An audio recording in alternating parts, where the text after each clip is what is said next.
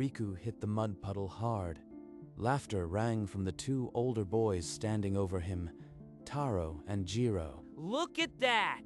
Still not crawling away? Maybe we need to remind you of your place. Do you want to see something? What could a worm like you possibly show us? The bandage over his left eye split. Violet light bled through the torn cloth. Finally. I kept it hidden too long. Taro's pupils dilated into empty pits. His mind snagged on something that should not exist. A scream ripped from his throat. He clawed at his own face, eyes rolling white. Inside, 1,000 years of torment passed in a single heartbeat. Taro, what did you do? You freak? Only a second passed. That's all it takes for him. But this wasn't the first time. Every day, Riku woke up knowing the academy would be a battlefield. Hey, bandage boy, did you forget to wash your face again? Just let it wash over me. Don't react. It only makes them worse. Maybe if we rip that dirty rag off, he'll actually look at us. But Riku never looked. He kept his head down, his left eye hidden behind layers of white cloth. They think it's an injury, a scar. Let them. The truth is uglier than any wound. Freak! You don't even belong in this academy. They're right. I don't belong. But not for the reason they think. Day after day, the smallest student in the academy kept his secret. And day after day, the bullies never stopped. One day, I'll show them what this eye really sees. The courtyard froze. Taro lay whimpering in the mud, his mind trapped 1,000 years away. Jiro stumbled backward, face white. Stay back. Whatever you are, don't look at me. It's too bright. They'll see. I have to cover it. Riku snatched the fallen bandage from the puddle and pressed it to his eye. The violet glow dimmed, but the damage was already done. Other students had seen. Whispers spread. Riku turned away from the chaos and walked toward the empty fields behind the training hall. It wasn't supposed to happen like that. Years of hiding, gone in a second. But they won't understand. They'll call it a curse. Or worse, a weapon. He forced the bandage tighter. The academy would demand answers. He had none that would satisfy them. I need to keep it closed. No one else can end up like Taro. Not unless they deserve it. The word hung in his mind, deserve. For the first time, Riku understood the weight of that choice and the danger of making it alone. By the time Riku returned to the courtyard, a crowd had gathered around Taro's motionless body. No one dared touch him. He didn't move. Riku just looked at him and Taro started screaming like he was burning alive. All eyes locked onto Riku, the boy with the bandage, the one who never fought back, now a monster in their minds. Let them stare. They can't prove anything. The eye leaves no wound. A teacher pushed through the crowd, barked orders to carry Taro to the infirmary. The whispers didn't stop. They'll call it a seizure, a fit. Anything but the truth. That's fine. Jiro grabbed the nearest student, voice cracking. He's a snake, a cursed snake, but no one moved to stop Riku. I said only a second passed. They'll never understand what that second cost him. The academy would investigate, but the only witness was a broken bully and a terrified follower. No one knew what Riku had done. I have to keep it hidden, but if another predator crosses my path, I won't just watch. Riku found a narrow alley behind the kitchens. No one used it. The ground was wet from old rain. Good. No one followed. Now I can breathe. I need to see it, to understand what I am. He knelt beside a puddle and slowly unwound the bandage. Violet light flickered under the cloth. The spiral never stops. It's been waiting all these years. 1,000 years in a second. I could trap anyone, but I have to control it, choose who deserves it. The reflection stared back, the spiral infinite. Riku felt no fear, only a cold, quiet certainty. Taro was a predator. He enjoyed pain. There are more like him. I can stop them. He pressed the bandage back over his eye. tighter than before. The glow vanished. I won't be a victim anymore, but I won't become a monster either. Only the ones who truly deserve it. This eye will be my scalpel. I will carve out the rot, and only the rot. Weeks passed. 2 more students collapsed with the same white, empty eyes. A moneylender and a guard who took bribes in pain. The same as the Taro boy. No physical injury, but the mind shattered. This can't be coincidence. Gossip spread through the academy like rot. Students whispered of a curse, a shadow that struck the wicked. They're afraid. Good. Fear keeps the hyenas in line. But I can't get sloppy. Hana, the gentle-faced teacher in the dark blue robe, began visiting the infirmary, asking quiet questions. Too precise. All 3 victims were known bullies. Someone is targeting them, but who and how? She began observing the quiet boy with the bandaged eye. The one who never fought back. The one everyone avoided now. She's watching me. More than the others. Her eyes are too kind. They see too much. Hana never accused. She only offered a warm smile when their eyes met. Riku felt the danger beneath that kindness. She knows something. Or suspects. I need to find out how much before she becomes a problem. The classroom emptied, but Hana asked Riku to stay. A gentle request that wasn't a request at all.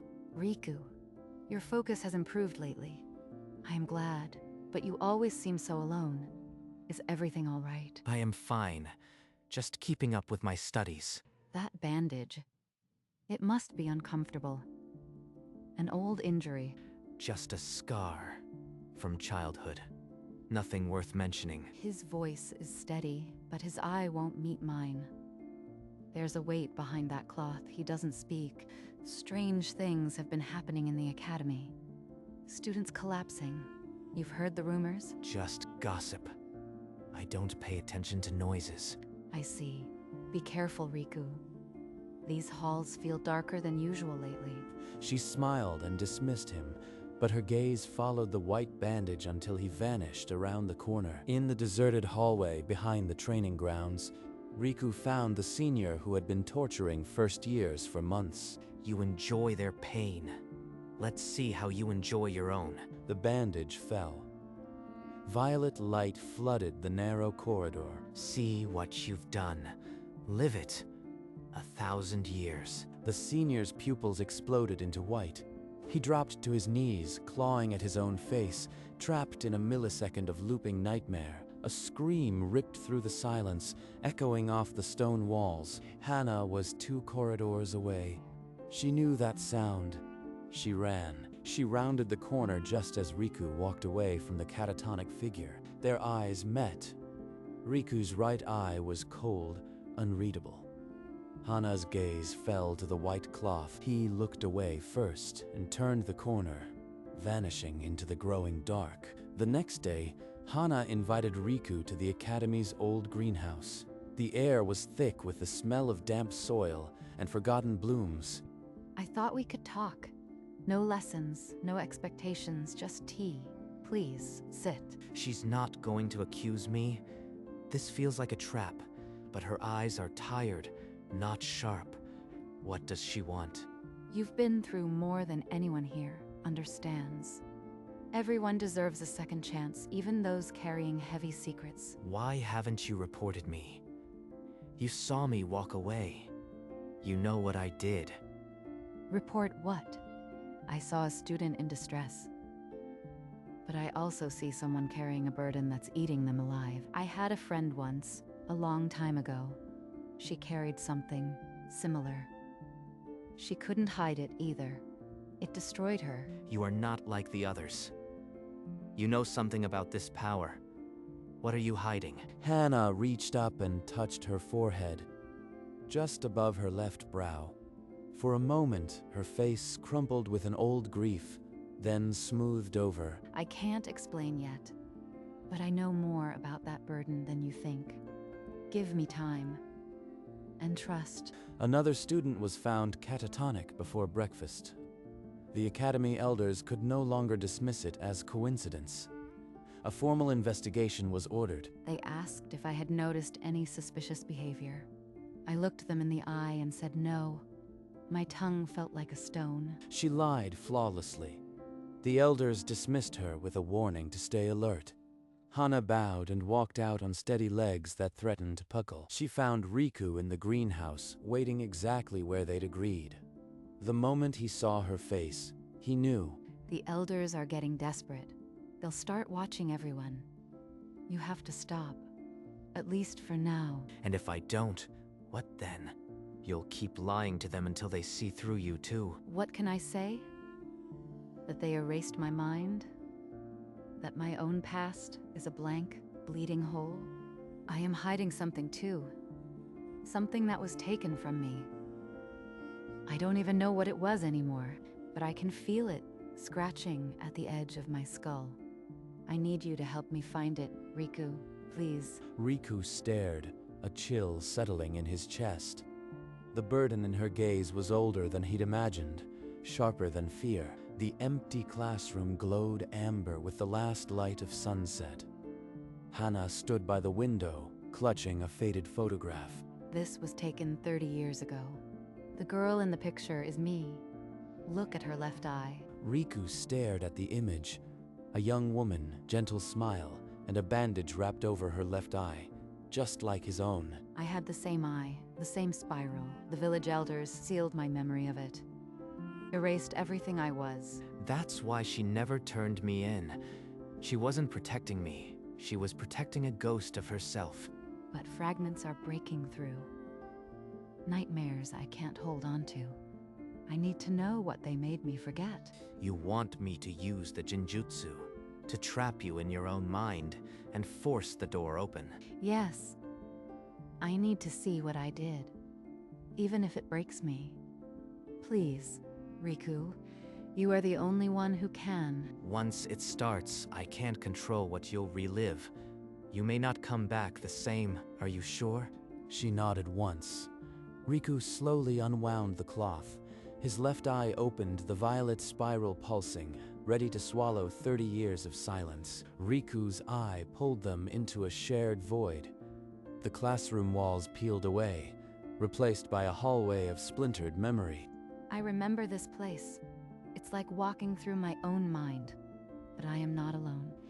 Doors lined the walls, each one a frozen moment.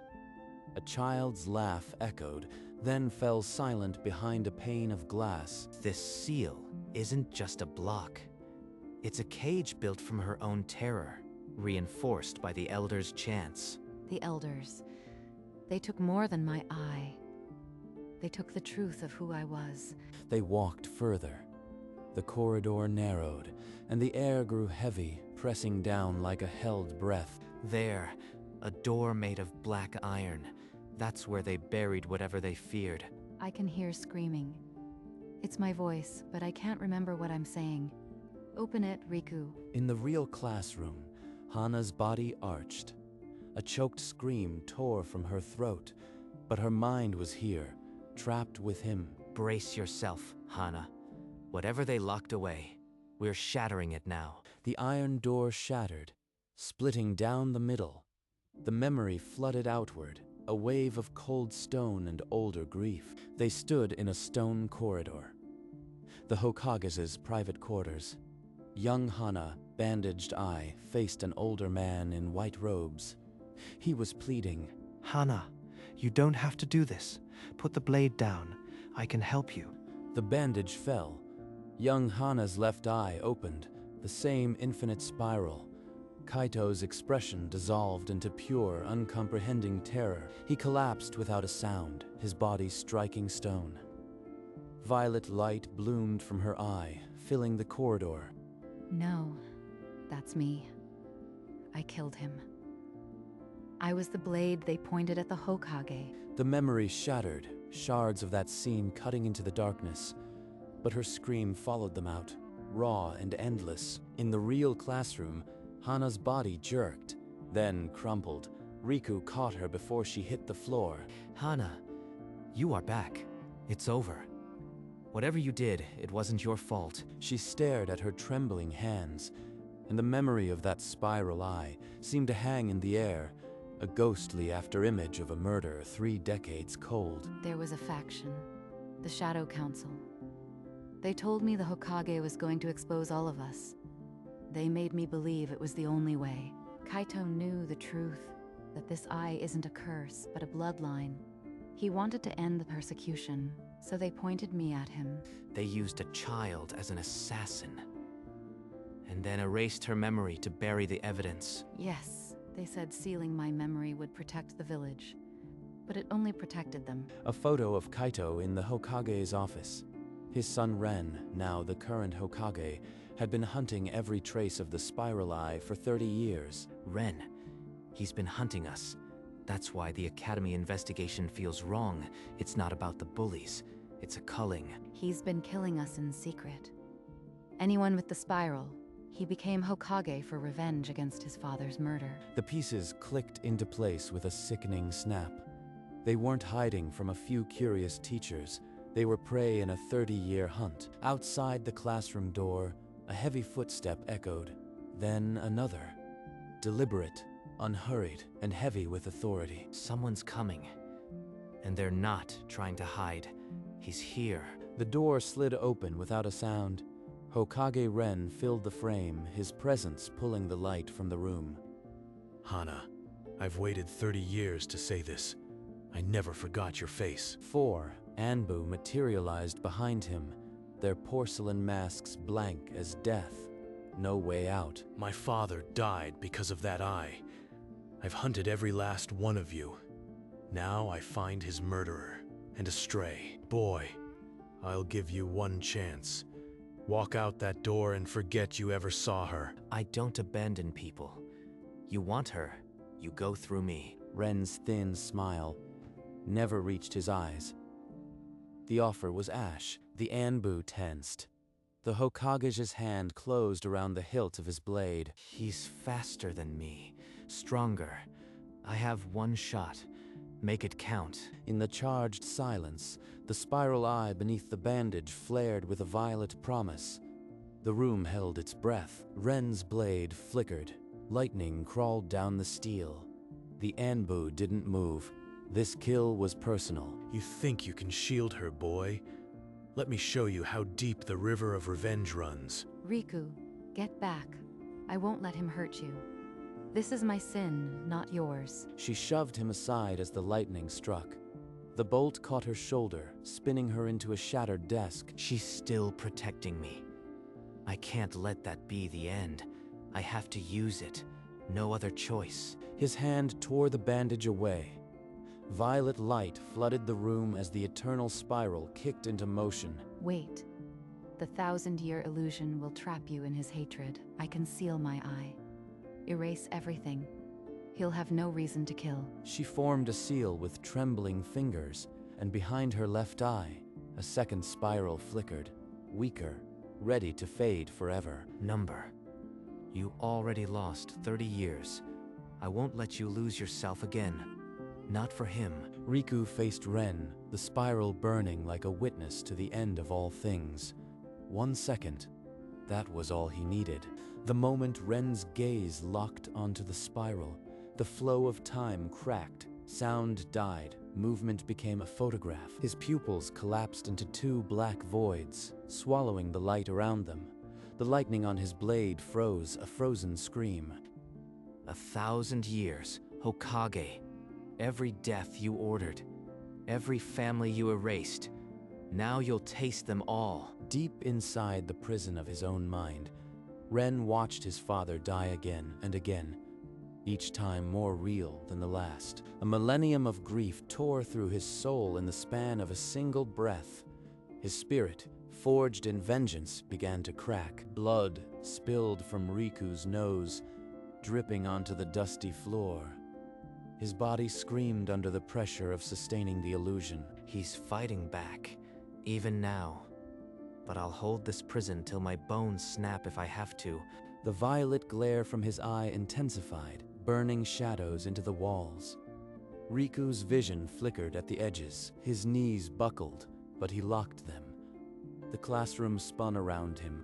Only the target remained sharp. outside the storm of Genjutsu. The Hokage stood frozen. His eyes were white pools reflecting an eternity of suffering. Inside the unraveling mind of the Hokage, 1,000 years of regret looped without end. Every sin faced him anew. The darkness split. A familiar figure stepped through the fractured memories. Kaito, in the same white robes he died in. Ren, you've carried my death long enough. I never blamed her. I never wanted this. Father, all this blood. I was chasing a ghost. The fortress of vengeance crumbled to ash. Hatred drained from his soul, replaced by a hollow, gut-wrenching sorrow. In the real classroom, Hokage Ren dropped to his knees. Tears carved clean lines through the dust on his face. It's over. 1,000 years in a single second. Even the Hokage couldn't escape. Blood spilled from his nose, mixing with the dirt. His vision blurred, legs threatening to give out. Hana watched from the shattered desk, her hand pressed to her chest. Her lips moved, shaped a silent name. The Anbu stood frozen, their masks unreadable. Their Hokage wept. Their mission had collapsed into something unrecognizable. The Anbu exchanged glances, their purpose unraveling before their eyes. No command came from their weeping Hokage. With a trembling hand, Ren raised his palm toward the masked soldiers. The gesture was more broken than commanding. Stand down, all of you.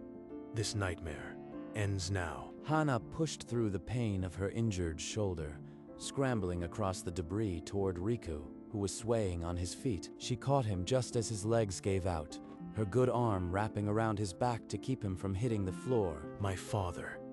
He tried to protect the Eye Bearers. He wanted to break the cycle of hatred. And I became the very thing he feared. He really forgave me?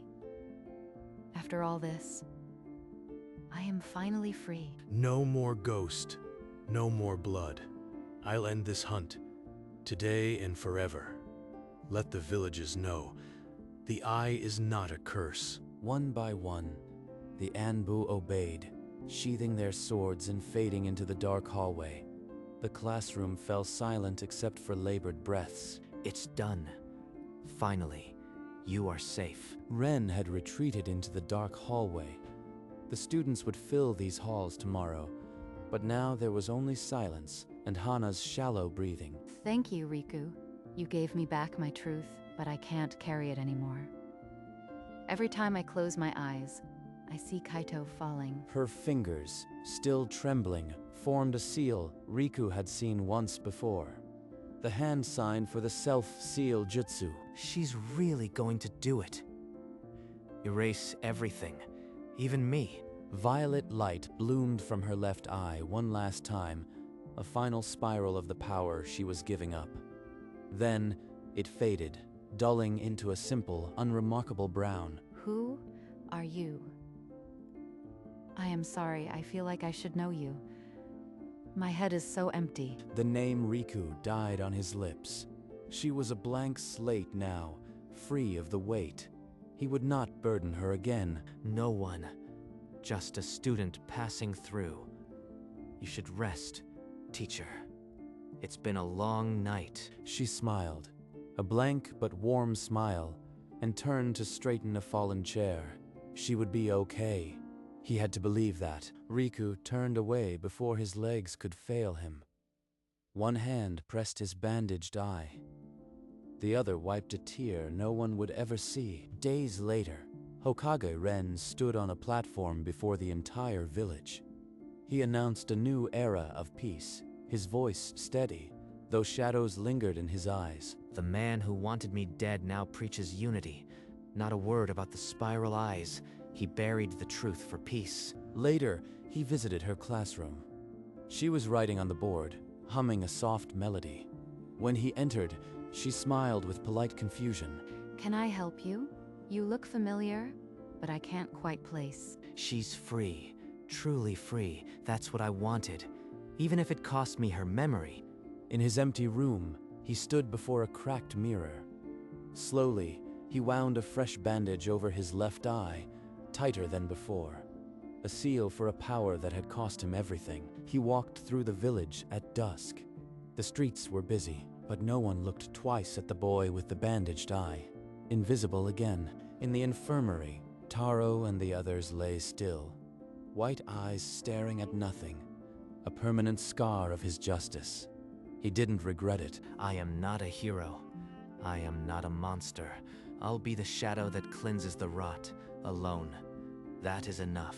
The bandage glowed faintly violet as the night crept in.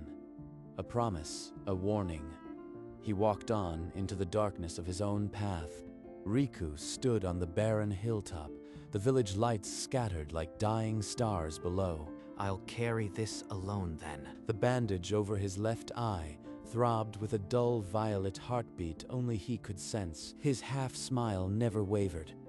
The cost was heavy, but the choice was his. Far below, the village rested, oblivious to the shadow that stood between it and the dark. The glow under the cloth intensified, a silent warning to any who dared prey on the innocent.